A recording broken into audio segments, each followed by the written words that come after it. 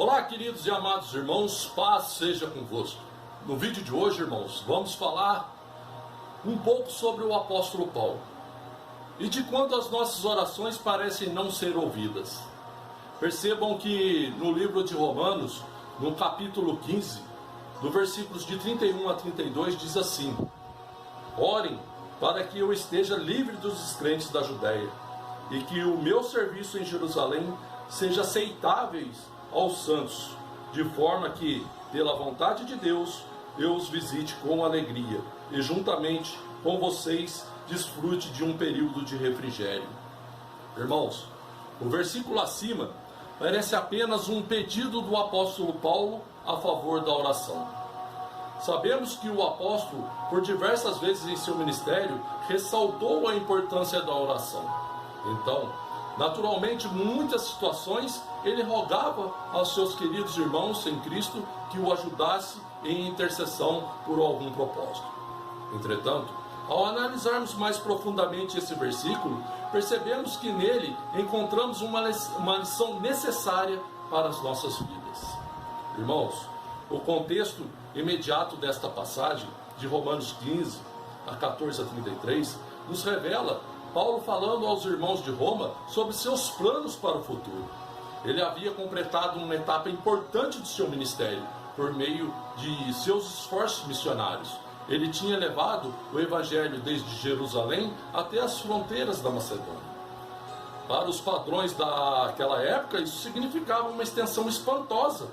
Ele havia terminado a primeira parte de sua terceira viagem missionária e acreditava que havia concluído sua tarefa de plantar o evangelho em grande parte do território Império Romano.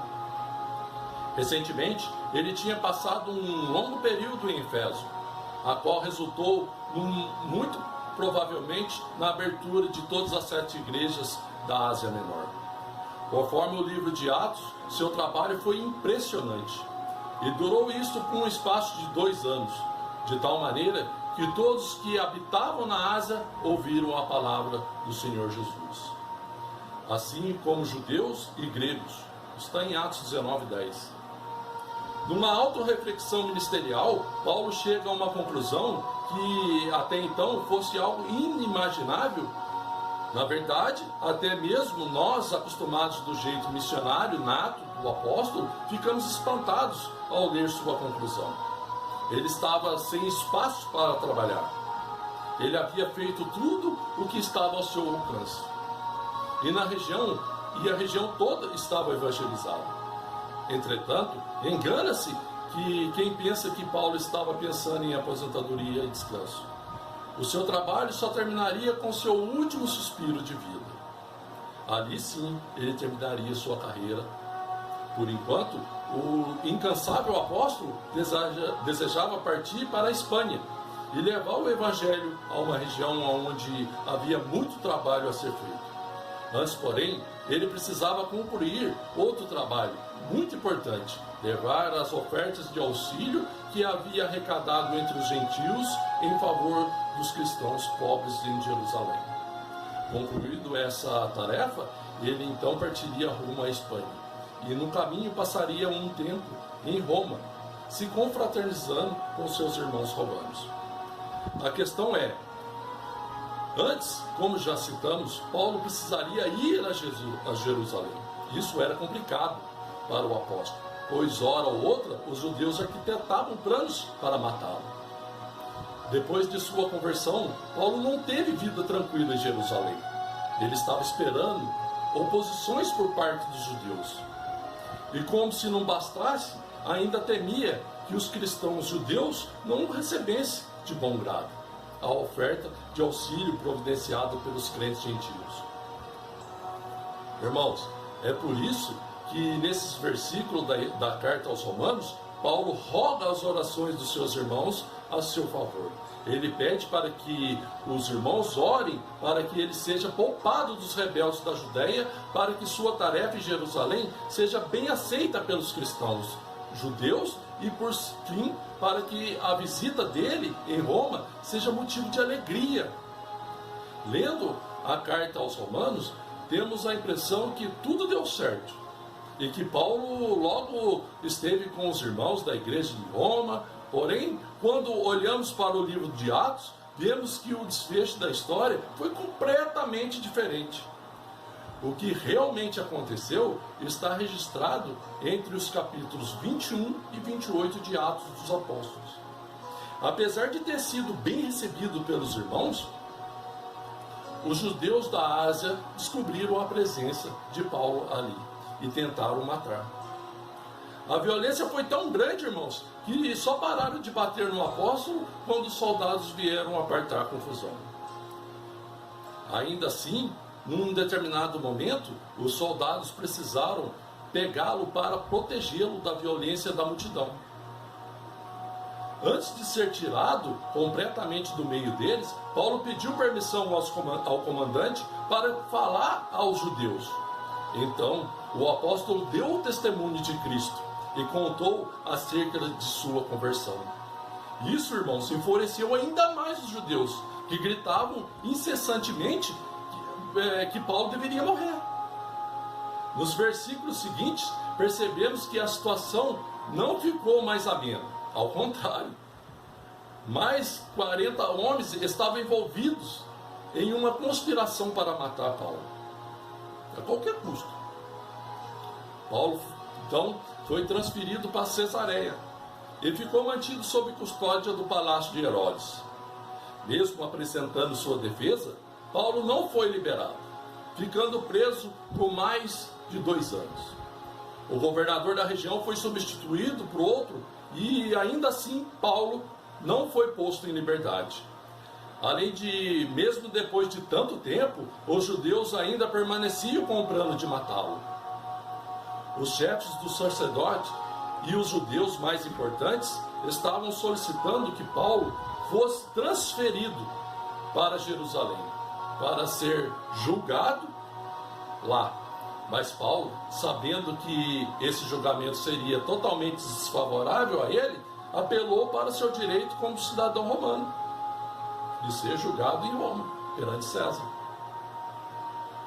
Irmãos, mesmo sem ter provas de que o condenasse à prisão, Paulo permaneceu sob custódia até que foi transferido para Roma. Como sabemos, a viagem não foi longe de ser tranquila. Muitas tempestades e dificuldades fizeram com que o navio acabasse naufragando. Paulo e os demais presos e os soldados conseguiram alcançar a ilha de Malta, onde passaram o inverno. Na ilha sabemos que Paulo foi picado por uma víbora, e o milagre por ter saído ileso espantou a todos. Finalmente, passando o inverno, Paulo conseguiu chegar a Roma na primavera.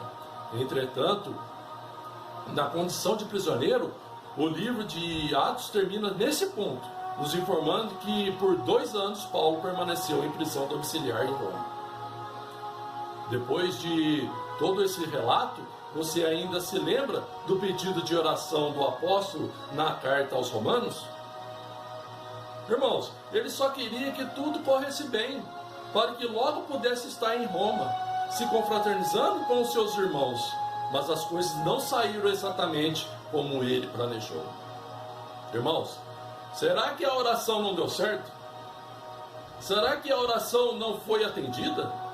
Na verdade, Paulo tinha planos para ir a Roma, e Deus também tinha planos para levá-lo a Roma.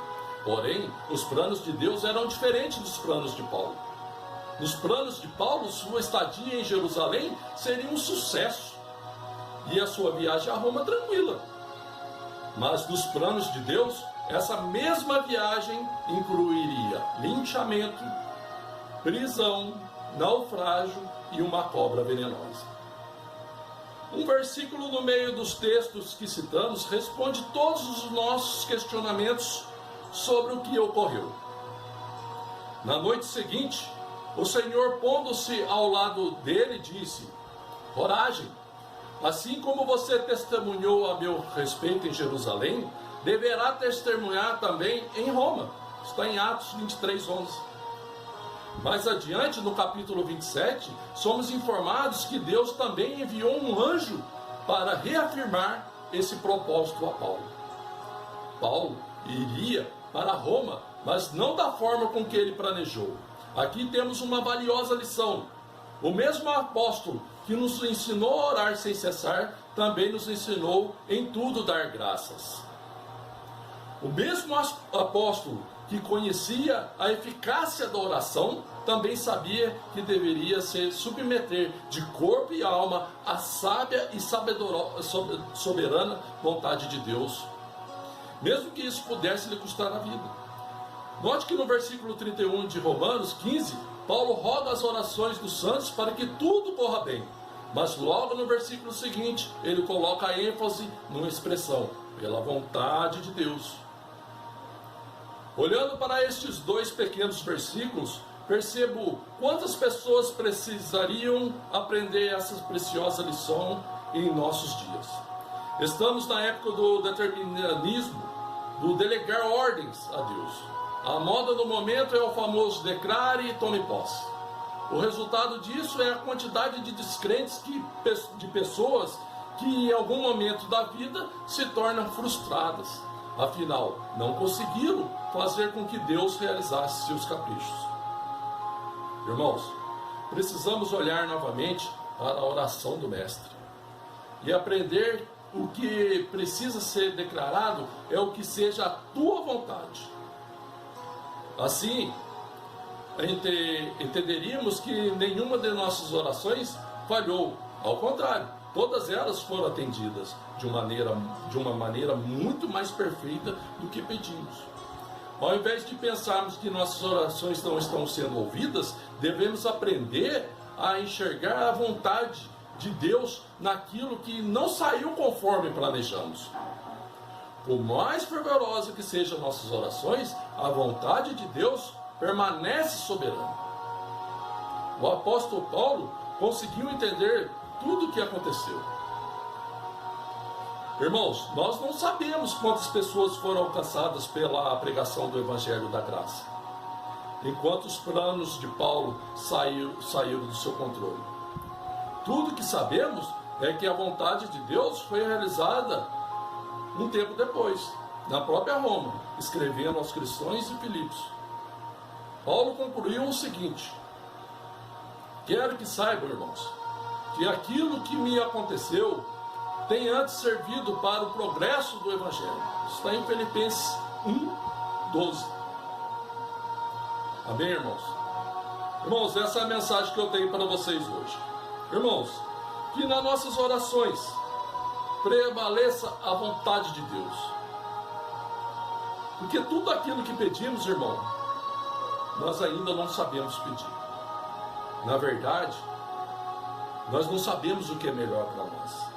Somente Deus sabe o que é melhor para nós. Então, que nas nossas orações seja feita a vontade de Deus, Pai. Amém, irmãos? Irmãos, eu vou ficando por aqui. Um grande abraço a todos vocês. Que Deus os abençoe e até a próxima semana, em nome de Jesus.